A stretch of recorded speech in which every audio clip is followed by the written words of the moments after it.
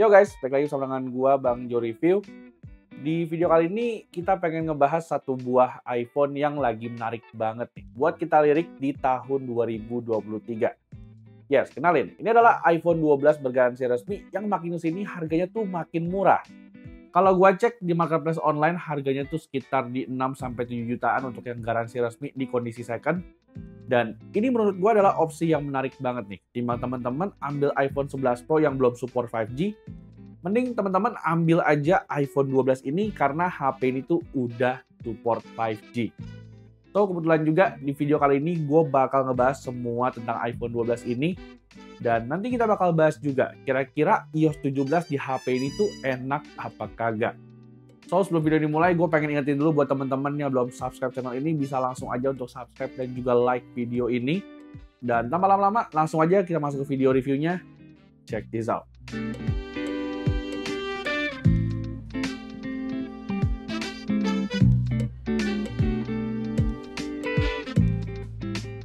Alright, ini adalah iPhone 12, sebuah iPhone yang kalau seandainya kita lihat dari segi value to performance-nya, ini adalah smartphone yang sangat-sangat worth it buat teman-teman beli di tahun 2023. Gue bisa bilang begitu karena HP ini tuh bisa dibilang dari segala aspek itu nggak ketinggalan ketimbang sama iPhone generasi terbaru.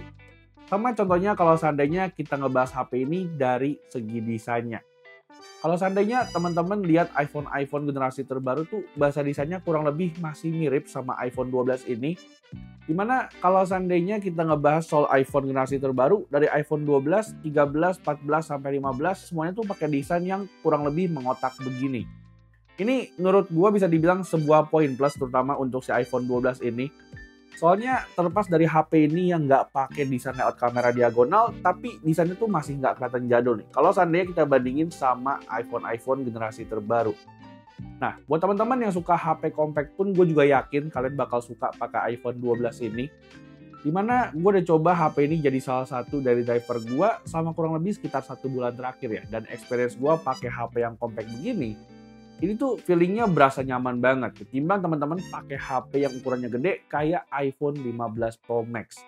Cuman emang kalau seandainya kita balik HP ini ke bagian depan, teman-teman bakal lihat kalau HP ini tuh punya notch yang lumayan gede.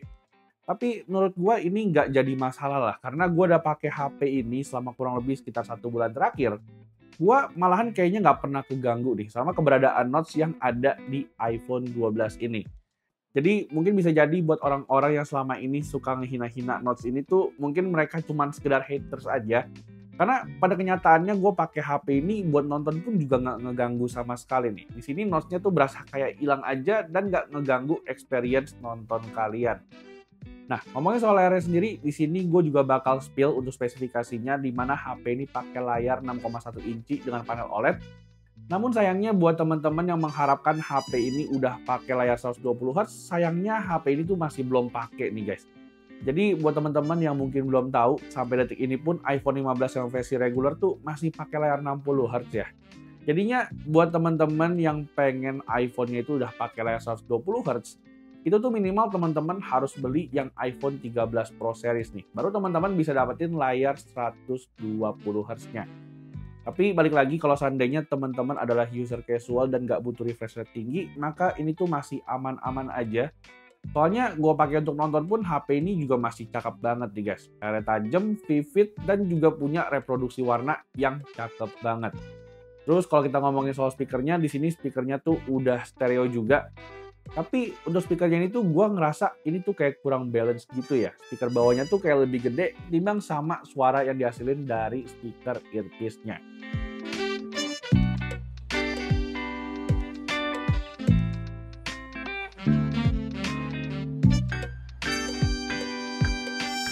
Nah, lanjut satu berikutnya yaitu ngebahas soal experience dan juga performance dari si iPhone 12 ini. Di sini mungkin gue bakal sekalian juga jawab pertanyaan teman-teman ya. Karena dengan budget yang mirip-mirip kayak iPhone 12 ini, itu ada juga iPhone SE 2022 yang menawarkan harga mirip dengan chipset yang lebih baru. Nah, jadi di sini sebelum mulai kita bakal lihat dulu untuk spesifikasi dapur pacu dari si iPhone 12 ini. Di mana HP itu dibekali sama chipset Apple A14 Bionic nih, yang udah support 5G dan punya RAM 4GB dengan storage 64GB. Sedangkan dengan budget yang sama, teman-teman tuh bisa dapetin iPhone SE 2022 dengan storage 128 atau 256 GB, yang dimana menurut gua ini menawarkan chipset yang justru malah lebih menarik, yaitu Apple A15 Bionic yang otomatis punya benchmark dan juga performa yang lebih tinggi. Tapi kalau gua pribadi sih jujur aja lebih mending gua pilih si iPhone 12 ini ketimbang sama iPhone SE 2022. Karena buat teman-teman yang punya jari ataupun tangan segede gua yakin teman-teman bakal nggak nyaman nih buat ngoperasiin iPhone SE 2022 karena layarnya itu menurut gua kecil banget. Sedangkan di sini jelas banget kelihatan kalau iPhone 12 punya ukuran yang lebih hand size dan juga lebih enak buat dipakai. Tapi balik lagi deh, kalau seandainya teman-teman emang butuhnya iPhone dengan storage yang lebih gede dan juga ukuran yang lebih compact, maka iPhone SE 2022 adalah opsi yang bagus juga nih untuk teman-teman beli di tahun 2023. Terus lanjut ngomongin soal softwarenya juga, di sini seperti yang tadi gue bilang di awal, HP ini udah pakai iOS 17.0.3. Dan mungkin buat teman-teman yang menanyakan apakah ada overheating di HP ini, gue nggak ngerasain sama sekali ya overheating di iPhone 12 ini selama 1 bulan pemakaian. Gue udah cobain semua versi iOS 17 dari si iPhone 12 ini, semuanya tuh aman-aman aja, nggak ada kendala. Dan untuk masalah overheat yang terjadi juga di iPhone 15 Pro Max, ini nggak terjadi sama sekali ya. Di iPhone 12 ini meskipun gue pakai untuk foto-foto atau untuk merekam video. Terus untuk experience-nya pun juga menurut gue pakai iPhone 12 ini di tahun 2023 tuh masih berasa nyaman banget ya. Soalnya bisa dibilang semua aplikasi yang gue biasanya pakai untuk aktivitas gue sehari-hari, semuanya tuh aman banget deh guys. Gak ada masalah sama sekali di iPhone 12 ini. Even gue udah coba juga untuk gaming di HP ini pakai Genshin Impact di grafik highest 60 fps. Di sini tuh menurut gue performanya masih 11-12 nih sama iPhone SE 2022 yang punya chipset Apple A15 Bionic. Cuman palingan kalau seandainya kita bandingin sama SE 2022, perbedaannya cuma ada di stabilitas performanya aja. Dimana gue ngerasa kalau iPhone SE 2022 tuh punya stabilitas performa yang lebih baik nih. Memang sama iPhone 12 yang kadang-kadang tuh ada sedikit stuttering.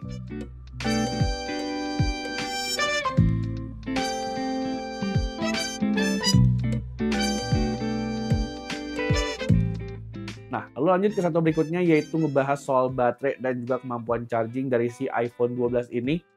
Di sini untuk baterainya sendiri, HP ini dibekali sama baterai 2815 mAh ya. Dan kalau seandainya teman-teman pakai HP ini di tahun 2023, tentu aja dalam kondisi second pasti ada penurunan performa baterai nih. Seperti battery health gua yang sekarang tuh cuma 81%.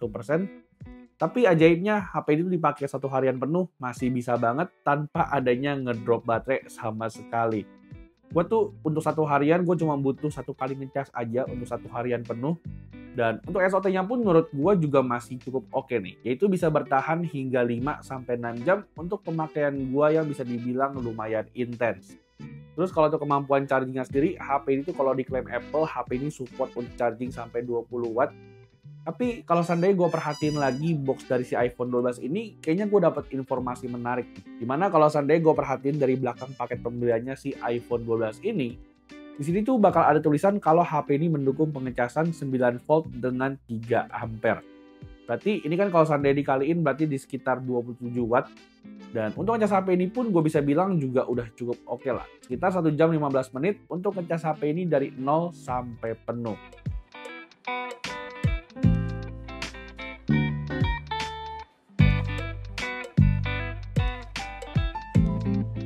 Nah, lalu lanjut ke sektor berikutnya yang bikin gue suka banget sama HP ini yaitu adalah dari sektor kameranya.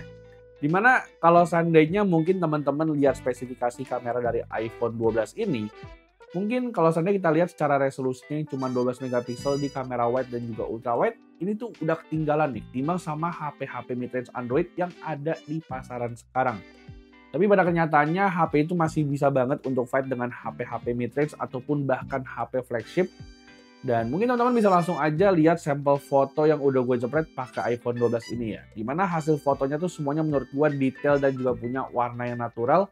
Even dari segi dynamic range-nya pun HP ini juga masih keep up banget dengan HP-HP mid-range ataupun bahkan HP flagship yang ada di tahun 2023. Buat foto-foto seperti objek, orang, semuanya tuh menurut gue nggak ada masalah sama sekali. Even di kondisi low light, HP ini juga jelas menjadi opsi yang lebih baik timbang iPhone SE 2022. Karena HP itu udah dibekali sama fitur night mode di kamera utama ataupun kamera ultrawide-nya. Terus untuk hasil fotonya pun di sini menurut gua juga iPhone 12 ini punya hasil foto night mode yang tajam dan juga punya suasana malam yang tetap terjaga. Dan ini tuh menurut gua hasil fotonya cocok banget nih, terutama buat orang-orang yang suka sama hasil foto night mode yang karakternya tuh lebih ke arah natural.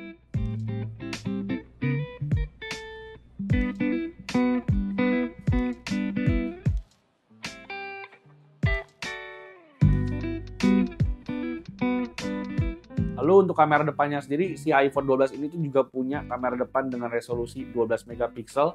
Dan kalau kita ngomongin soal kamera depan dari sebuah iPhone, ini menurut gua nggak usah dibahas lebih lanjut lah ya. Di sini tuh teman-teman udah dapat jaminan kalau hasil foto kamera depannya tuh bakal bagus banget. Dan ini terbukti dari hasil foto yang udah gua jepret pakai kamera depan dari iPhone 12 ini, semuanya tuh bisa dibilang hasilnya oke semua. Dari segi detail, warna, HDR, dan juga mode portrait pun semuanya tuh menurut gua udah aman banget. Dan dari segi videografinya pun iPhone 12 ini bisa dibilang juga juara. Karena HP ini bisa nge-record di 4K 60fps dari kamera depan ataupun kamera belakangnya dengan sangat stabil.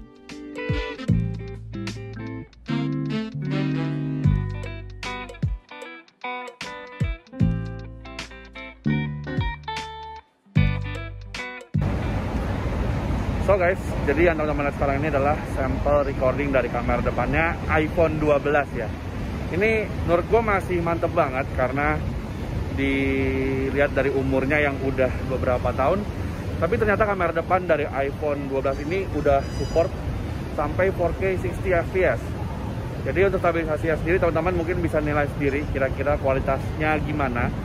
Dan ya overall sih ini udah oke banget untuk buat teman-teman yang suka bikin vlog atau suka merekam video selfie. Thank you. Nah, jadi tadi itu adalah video ulasan dari aspek to aspek dari si iPhone 12 ini. Dan mungkin sekarang kita lanjut ke sektor yang terakhir nih, yaitu ngebahas soal harga dan juga kesimpulan dari iPhone 12 ini. Jadi mungkin sebagai reminder lagi aja, gue pengen kasih tahu kalau HP itu dibanderol dengan harga sekitar 6-7 jutaan untuk yang varian garansi resmi dan kondisi second. Dan menurut gue dengan harga segitu iPhone 12 ini tuh masih worth it banget ya buat teman-teman beli di tahun 2023. Apalagi fitur-fitur esensial lainnya seperti IP rating, wireless charging MagSafe, dan juga NFC itu masih tersedia juga di iPhone 12 ini. Dan ini tuh bikin HP ini secara experience-nya nggak jauh beda nih, timbang sama iPhone terbaru seperti iPhone 13, 14, ataupun 15. Dari segi experience, performa, dan juga kameranya, menurut gua HP ini tuh masih nggak kalah timbang sama HP-HP flagship dengan budget di bawah 10 juta. Dan kalau seandainya teman-teman pengen beli iPhone 12 ini, teman-teman bisa langsung aja ya menuju link yang udah gua taruh juga di kolom deskripsi. So, palingan segitu dulu aja video review kita tentang iPhone 12 di tahun 2023. Jangan lupa buat teman-teman yang belum like video ini bisa langsung aja ya untuk klik tombol like video ini, dan jangan lupa juga untuk subscribe channel ini. Dan kita jumpa lagi di video selanjutnya. Bye-bye!